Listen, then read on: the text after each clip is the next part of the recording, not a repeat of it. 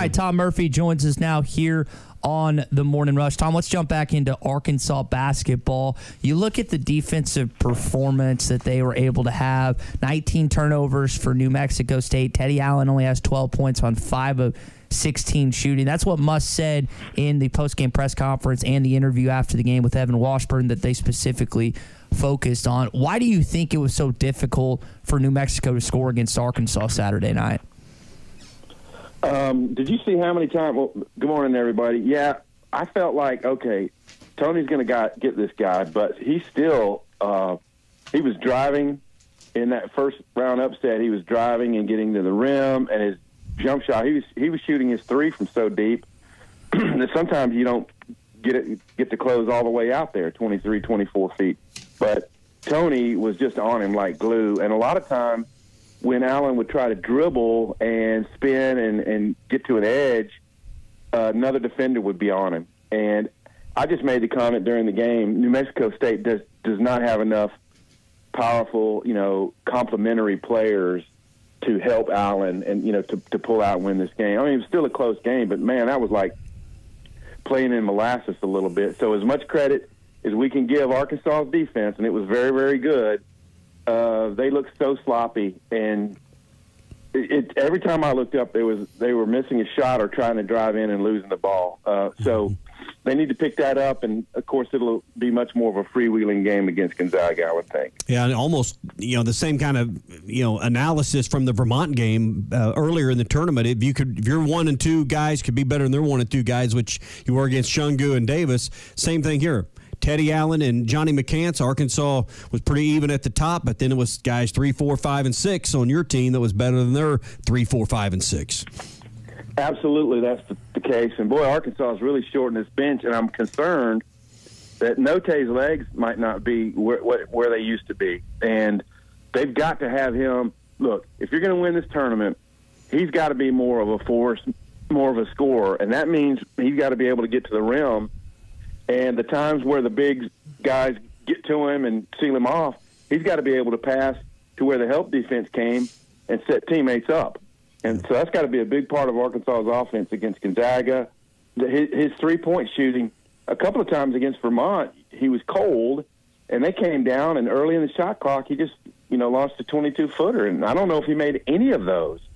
And he took a couple of long ones also against New Mexico State. So his shot selection's got to improve, and I hope they get a little bit more off of their bench because Gonzaga's got some depth, and they could wear on them. Yeah. Tom Murphy with us, Arkansas Democrat Gazette, Whole Hog Sports on the Morning Rush. Tom, I was trying to have this conversation with my wife, and I'll ask you this question because Ty doesn't have a significant other, really probably doesn't even have the age to understand. Arkansas's back in the Sweet 16 back-to-back years. And this is what I was trying to explain to Laura this weekend is, it had been 1996 until last year, been, such a, 20-plus year drought to get there, and now you're there 2 years in a row.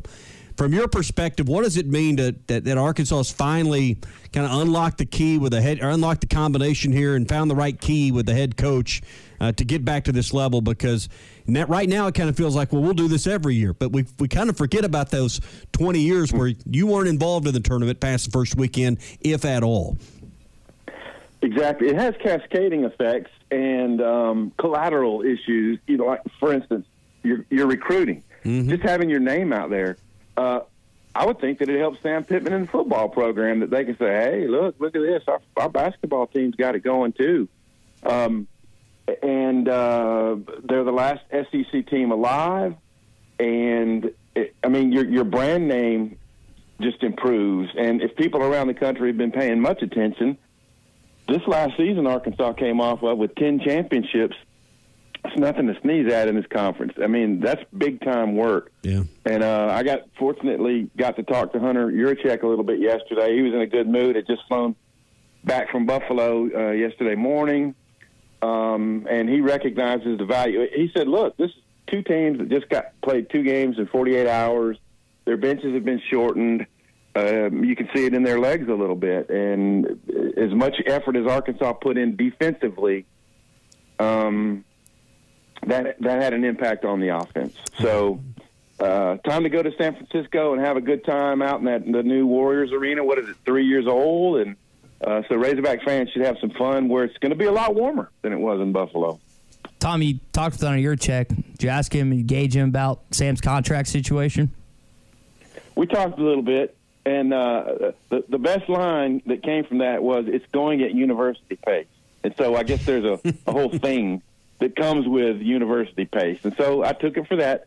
Hey, look, I'm gonna try to take a couple of slow days next week. Bob's got the basketball, and so the baseball team's not playing Omaha on Wednesday, so there's going to be a little bit of gap here where I'm going to have a couple of slow days, and I needed to know, is something going to happen on the Sam Pittman deal next week? So we don't think so. I know Matt Jones, your colleague, was probably disappointed to see that, and as well as other Arkansas baseball fans, they're not playing in Kauffman Stadium this week, but they do go to Missouri this upcoming weekend. But let's kind of reel it back in to talk about what they did this weekend. Pitching looked good, hitting looked good. What was your takeaway from the sweep over the Wildcats, Tom? It's kind of like the basketball team, because I remember being on the air with you guys saying, man, I don't know if they can turn this around. They got to get their bench situated and their rotations figured out, and they did.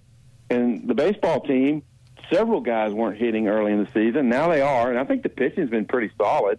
I mean, I don't know if, Nolan and Hagen Smith and Jackson Wiggins are all getting better. They've all pitched deep in most of the games this year, which is a complete 180 from what they were getting out of their starting pitching last year when they had one of the greatest seasons in school history. So the hitting's coming around, and, if Jace Borfin is able to come back this weekend and give you a little bit more depth in the outfield, Braden Webb basically was a hitting star yesterday with his 2-run home run. He's the guy who started out the year 0 for 23. So, Caden Wallace went into a little bit of a slump on the weekend. Expect him to start picking it up. And as much clutch hitting as they did on Saturday, where they drew 8 of their 9 runs were with 2 outs, yesterday they went over with 2 outs. So, Dave put it this way. That sweep was huge for them because, no, you're not going to win every game, and they get to go to Missouri, which got swept by Vanderbilt, so you'd think you can win that series, but still a tough slog ahead, and they're just going to be fun to figure out because there's so many newcomers like Lanzilli and Turner, Borfin, that are contributing to this team, and Stovall, that they're just going to be fun to watch.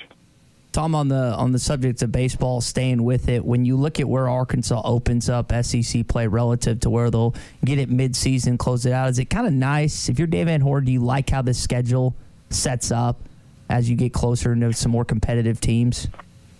Yeah, I think so. You get to figure yourselves out a little bit more. I mean, it looks to me like Tigert might be their closer, but I think they could consider Evan Taylor as possibly a left-hand closer, and they really like Nick Griffin. So he would have a chance, say if you use Tiger and then the game gets tied late and he's got to come out, a guy like Griffin could give you a chance. And by the way, I have to detour one time.